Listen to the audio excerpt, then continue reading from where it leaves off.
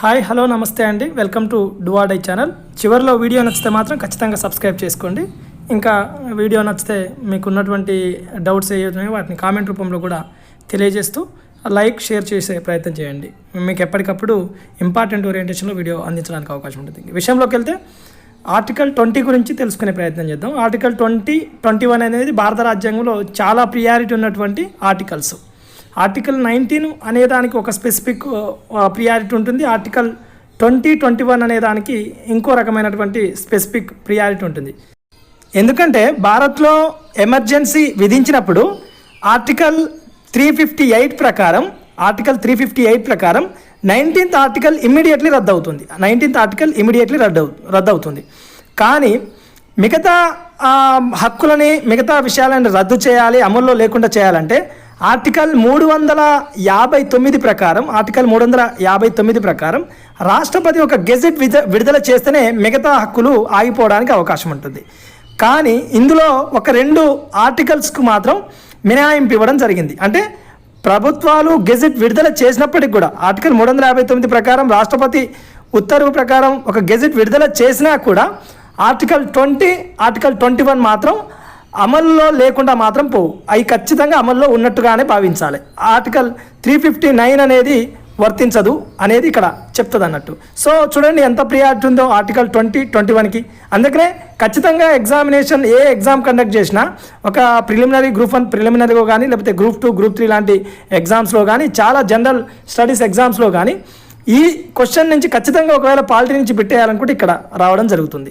ఒకసారి చూద్దాం. భారత్లో పుట్టిన వ్యక్తికి ఈరోజు ఇంత స్వేచ్ఛ ఉందనంటే కేవలం అది FR ఫండమెంటల్ రైట్స్. ఇది ఏదైతే ఇండియన్ కాన్స్టిట్యూషన్ పార్ట్ 3 ఉందో పార్ట్ 3లో ఆర్టికల్ 12 నుంచి 35 వరకు పేర్కొనడం జరిగింది. దాంట్లో భాగంగా ఆర్టికల్ 19 అనేది ఇంకొక రకమైనటువంటి స్పెసిఫిక్ ప్రియారిటీ ఉంటుంది. ప్రస్తుతానికైతే ఆర్టికల్ 20 క్లాస్లో ఉన్నటువంటి ఆర్టికల్స్ గురించి తెలుసుకుందాం. ఆర్టికల్ 20 గురించి పూర్తిగా తెలుసుకుందాం.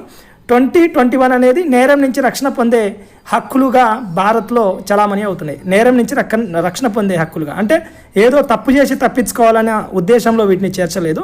నేరం మోపబడిన వ్యక్తి ఏ విధంగా తనను తాను రక్షించుకోవడం కోసం ఏర్పాటు చేసినటువంటి వెసులుబాటు ఇది. అయితే చూడండి, ఉదాహరణ ఇప్పుడు 20 క్లాస్ 2 చూద్దాం. ఫస్ట్ సెల్ఫ్ ఇంక్రిమేషన్ అంటే రైట్ టు అగైనిస్ట్ సెల్ఫ్ ఇంక్రిమేషన్ అన్నాడు. అంటే సెల్ఫ్ ఇంక్రిమేషన్ తనకు తాను వ్యతిరేకంగా సాక్ష్యం చెప్పుకోరాదు. అంటే ఈ మర్డర్ నేనే చేసినానో లేకపోతే ఈ నేరం నేనే చేసినానో ఎవరైనా ప్రలోభ పెట్టి కూడా ఆయనకు జీవించే హక్కు ఏదైతే ఆర్టికల్ 21 ఉందో ఆ జీవించే హక్కుని కోల్పోయే విధంగా తయారు చేయొచ్చు. ఆయన ఇంకెవరైనా బెదిరించి కూడా ఒప్పుకునే విధంగా చేయొచ్చు. సో ఏదేమైనా కోర్టులో అంతిమంగా జడ్జిమెంట్స్ ఇస్తాయి కాబట్టి ఆ కోర్టుకు వెళ్ళినప్పుడు ఇతనే ఎవరైనా బయట ప్రలోభ పెట్టినా బెదిరించినా అక్కడ తాను ఈ right to against self incrimination ఏదైతే ఉందో 20 క్లాస్ 2 అది ఈయనకు ఉపయోగపడుతుంది అన్నట్టు. ఆర్టికల్ 22 ఏం చెప్తుంది? Right to against self incrimination అని గుర్తుపెట్టుకోండి.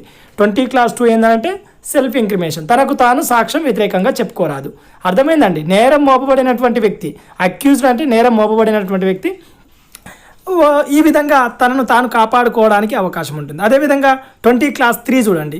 20 క్లాస్ 3 కూడా డబుల్ జియోబార్డీ అంటే ఒక నేరానికి ఒకటే శిక్ష. ఒక నేరం చేసినప్పుడు ఒక శిక్ష మాత్రమే ఉంటుంది, కానీ మళ్ళీ శిక్ష పడే విధంగా ద్వంద్వ శిక్షలు అనేది అనర్వం. అర్థమైందండి? ఇది 20 క్లాస్ 3. ఈ విధంగా తన నేరం చేసినటువంటి నేరం నుంచి రక్షణ పొందే హక్కును కలిగి ఉంటాడు. ఇంకా 20 క్లాస్ 1 చూద్దాం ఒకసారి. నో ఎక్స్పోస్ట్ ఫ్యాక్ట్ ఆఫ్ లా, కార్యానంతర శాసనాల రద్దు. అంటే ఒక చట్టం ఏదైతుందో ఇప్పుడు నేరం చేసినప్పుడు ఆ చట్టం ప్రకారమే ఆయన శిక్షకు గురవుతాడు తప్ప ఇప్పుడు నేరం చేసిండు కాబట్టి తెల్లారేసరికి చట్టాలు చేసి ఆ కొత్త చట్టం ప్రకారం ఆయనను శిక్షించాలనేది కుదరదని చెప్పేదే no ex post fact of law. No ex post fact అంటే కార్యానంతర శాసనాల రద్దు. ఈ విధంగా 20 క్లాస్ 1, 20 క్లాస్ 2, 20 క్లాస్ 3 నుంచి ఖచ్చితంగా బిట్ వచ్చే అవకాశం ఉంది. ఇది నేర్చుకునే ప్రయత్నం చేయండి. ఇదండి ఈ రోజుకు సంబంధించినటువంటి ప్రిపరేషన్ టిప్పు. ఇలాంటి ఎగ్జామినేషన్ ఓరియంటెడ్లో సూటిగా పడేటటువంటి అనేక క్వశ్చన్లను మేము ముందుకు తీసుకొచ్చే ప్రయత్నం చేస్తే ఖచ్చితంగా ఇది ఇప్పుడు ఉన్నటువంటి అభ్యర్థులకు మీకు దాదాపుగా పాలిటీలో 1 or 2 మార్క్స్ మీ జేబులో ఉన్నట్టే. 2011 పేపర్ 12 పేపర్ కొద్ది హార్డ్ పేపర్స్ చూసినప్పుడు ఇలాంటి బిట్స్ ఎక్కువగా కనిపించినాయి. గ్రూప్ 2 ప్రీవియస్ పేపర్లో మ్యాక్సిమం గ్రూప్ 3లో రావడానికి అవకాశం ఉంది. గతంలో కూడా ఈ మధ్యలో కండక్ట్ చేసినటువంటి Telangana public service commission general స్టడీస్లో చాలా ఎగ్జామ్స్లో కూడా రావడం జరిగింది. ఇదే బిట్టు రీసెంట్గా జరిగినటువంటి 2016 నవంబర్ గ్రూప్ 2లో కూడా రావడం జరిగింది. ఇదే అండి, ఇలాంటి ఇంపార్టెంట్ ఎక్కడైతే బిట్ వస్తుందో మీరు ఒక 5 నిమిషాలు నాకు టైం కేటాయించినప్పుడు అందులో భాగంగా మీకు ఒక ఖచ్చితంగా పాయింట్ ఆఫ్ ది ఎగ్జామినేషన్లో ఆ మార్కు గెయిన్ చేసే విధంగా మీకు వీడియో అందించే ప్రయత్నం చేస్తాను. వీడియో నచ్చితే లైక్ చేయండి, షేర్ చేయండి. ఇంకా మీరు సబ్స్క్రైబ్ చేసుకున్నట్లయితే సబ్స్క్రైబ్ చేసుకోండి.